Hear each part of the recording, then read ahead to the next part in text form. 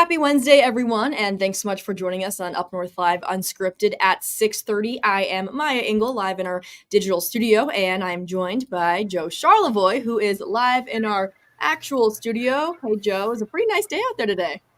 Yeah, no complaints. I mean, kind of the perfect ingredients of not a lot of humidity, little breeze, sun was out. We'll take that. Yeah, pretty perfect summer day. So the question is it going to continue tomorrow and into Friday? It won't be a bad day tomorrow, but unlike today, there's the chance, especially north Maya, for a few showers. And we'll see that over the next couple of days, a few shower chances coming up here and there. And I'll have more on that, kind of timing all that out coming up in a few minutes. Sounds good. Thank you, Joe. And we are going to start off with our question of the day today. And that is, are you now or have you ever gone without health insurance because of rising costs? 58% say yes, 42% say no. Scan that QR code on the screen right now to vote if you haven't yet. And I will pull up the question of the day again in a few minutes, but before that, I want to show the story that sparked the question of the day today. So this is a national story, and new data shows the number of Americans without health insurance has gone up so far in 2024, and it's actually breaking a record streak of low figures. So that's according to a new survey by the CDC. And the National Desk's Jeff Harris explains why we are seeing the numbers rise.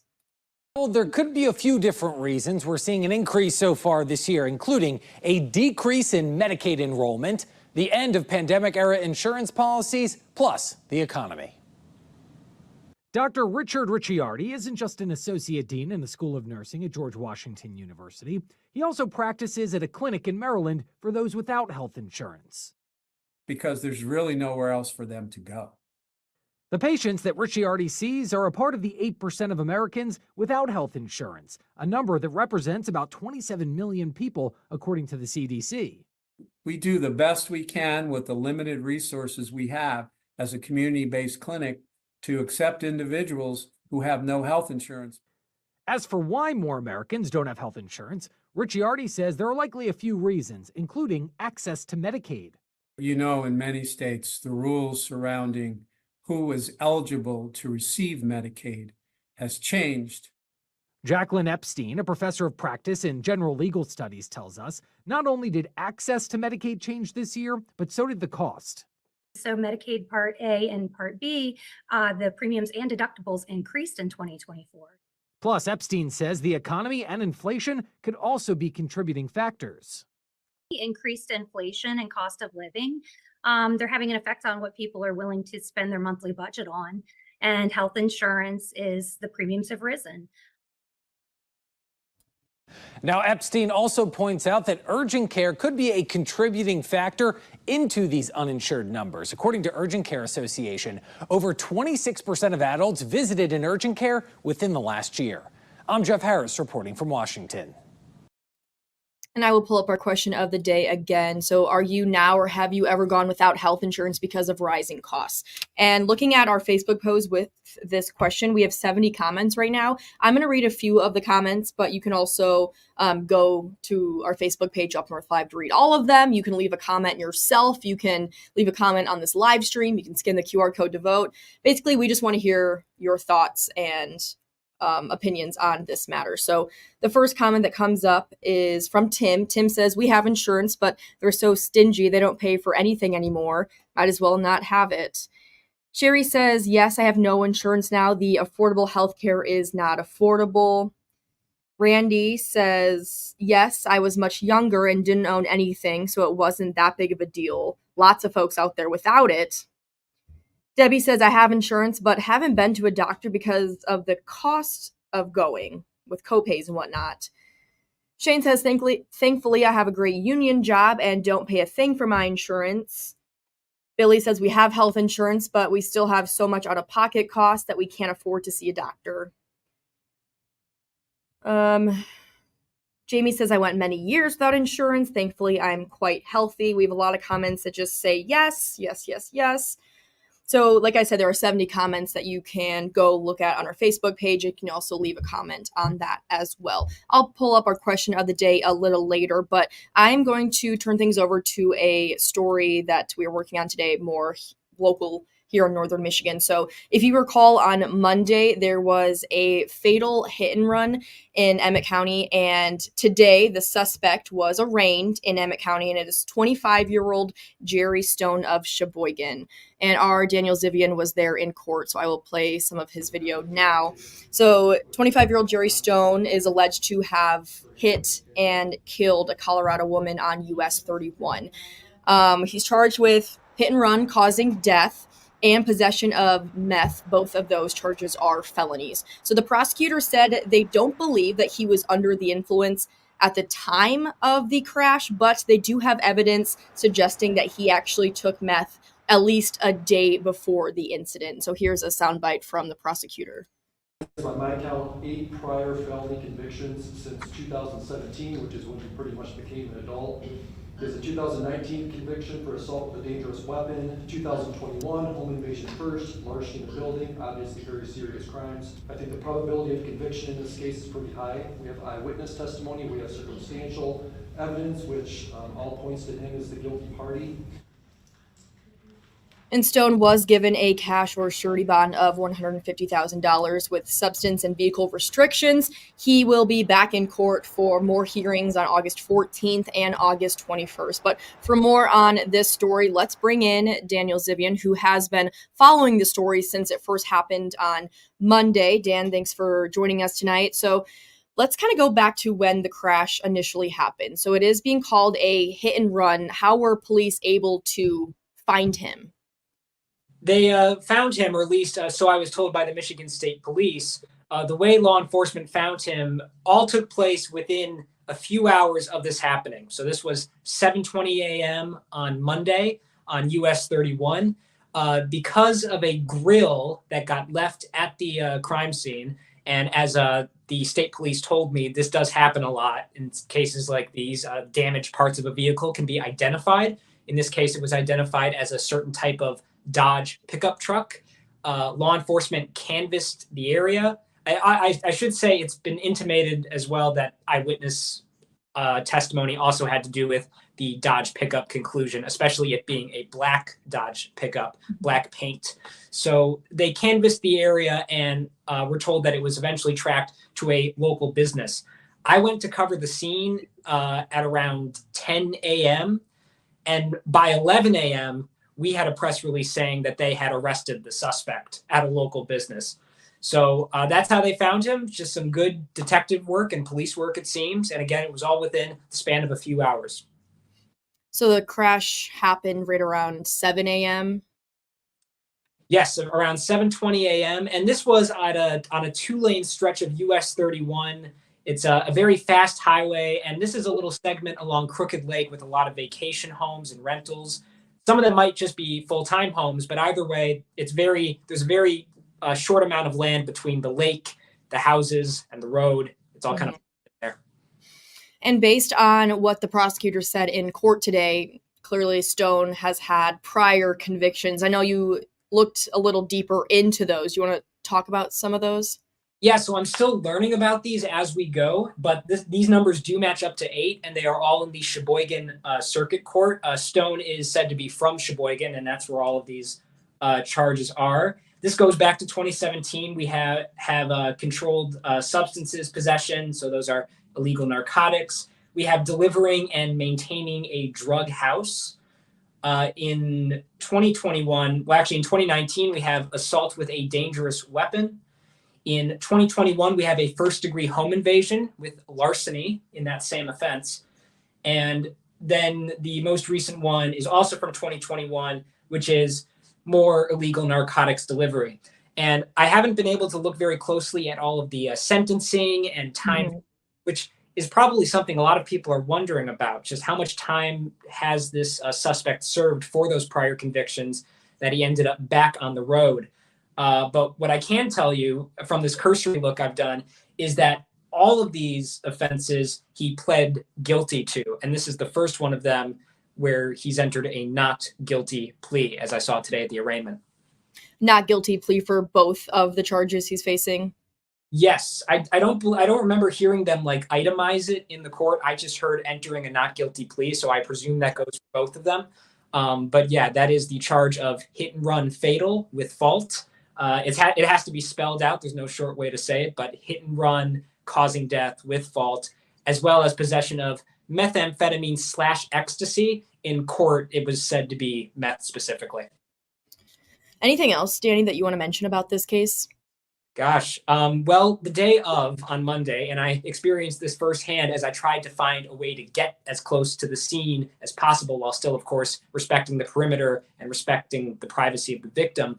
There was a huge traffic backup because, again, this was right on US 31 during rush hour. So starting in Alanson down to Conway along the highway, that stretch was closed, detoured to back roads north of 31.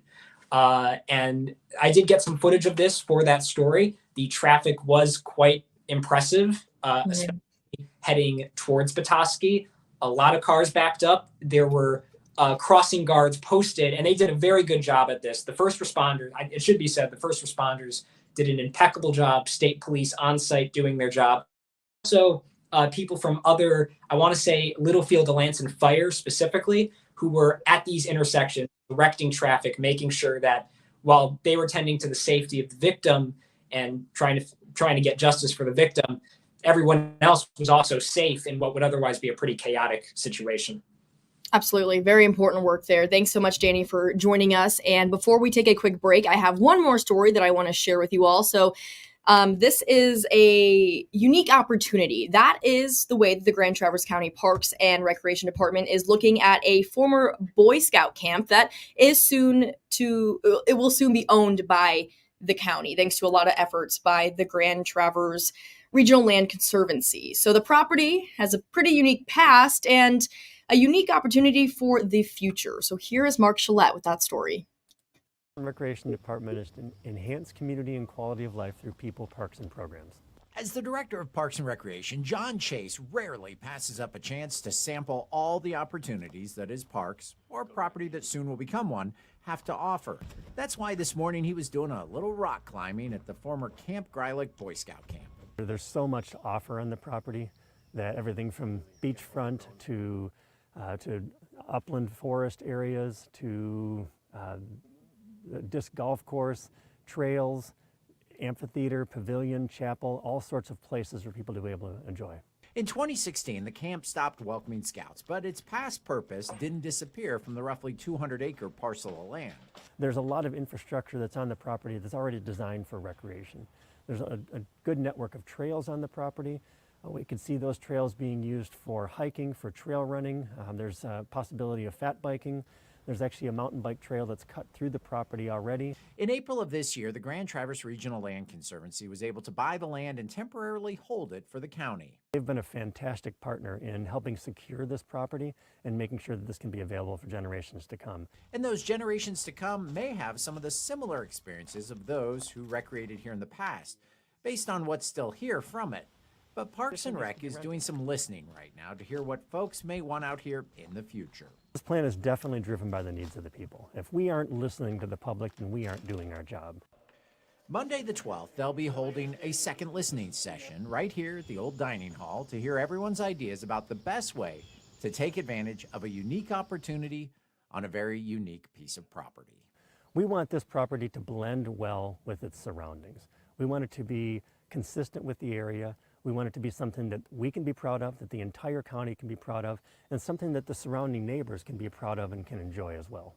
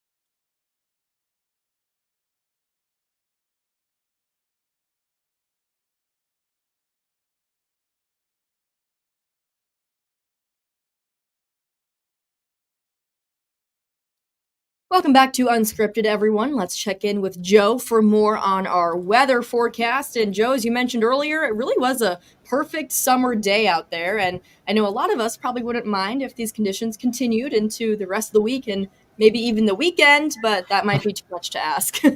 Yeah, I think it is a little bit too much to ask, but even looking into next week, we have a few showers that will dodge, the next couple of days. But after that, into next week, it looks nice too. So it's not going to get bad. Let's put it that way. Okay. In terms of the weather, let's start off though. We had our UpNorthLive Skyview drone out today. This is there it is, the west arm of Grand Traverse Bay. See the ducks there? Oh, cute. Yeah, looking for some treats. I imagine, like they always do. Beautiful day for it, though. I mean, to enjoy the water at the beach there. Again, this is the West Arm of Grand Traverse. There's a few folks out on the pontoon.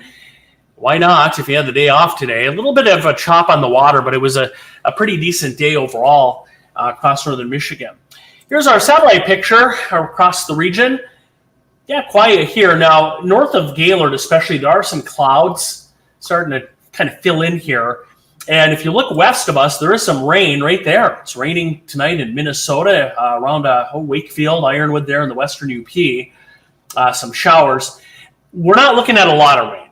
I'll put it that way. But later tonight, there is the chance for a few showers as this area of low pressure in the front, you see that frontal boundary there in Minnesota, slowly approach the area. That front will pass tomorrow night, early Friday.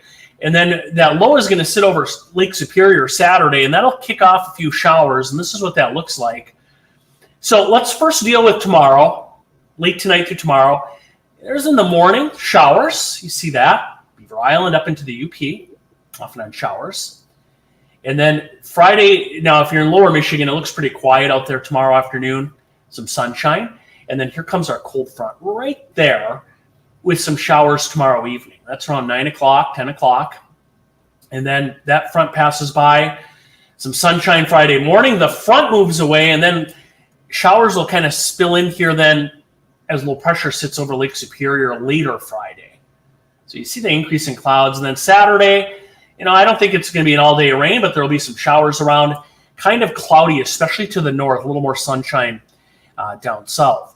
If you have weekend plans, this is what it looks like for Saturday. Highs between 65 and 70 around northern Michigan. Lots of clouds, some passing showers, not an all-day rain, and not a washout. But some showers. And then Sunday looks actually pretty nice.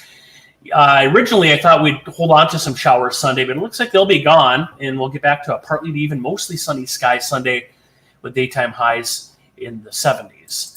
So the forecast shapes up like this. I mentioned the nice weather returning next week after we have that cooler day Saturday with a few showers around. Look at Sunday, which we mentioned a few minutes ago. Sunshine nice. And then look at next week. Look at that sunshine. And just kind of picture perfect weather, close to average. Highs will be in the upper 70s and low 80s Monday through the day on Wednesday, Maya. So, kind of typical August weather coming up here. It looks like a nice stretch. Just know if you have weekend plans on Saturday, a couple showers around. All right. Thanks, Joe. We have to take a quick break here on UpNorthLive Unscripted, but we'll be back in just a few minutes with Sports Director Harrison Beebe.